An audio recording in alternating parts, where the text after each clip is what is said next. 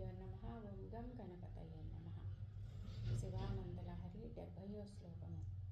అరహసి రహసి స్వతంత్ర బుద్ధ్యా వరివసితుం సులభ ప్రసన్నమూర్తి అగణిత ఫలదాయక ప్రభుర్మే జగదధికో హృది రాజశేఖరోస్తి.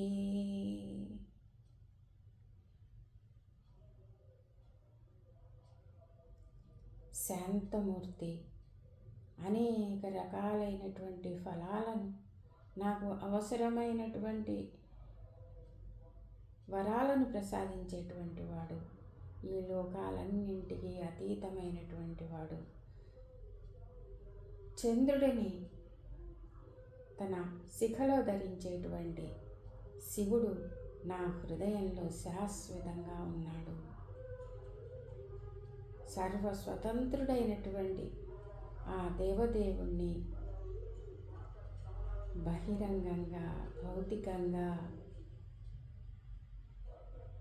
ఏకాంతంగా, అంతరంగంగా వారిని సేవించడానికి, వారి దయను పొందడానికి, వారి కరుణను పొందడానికి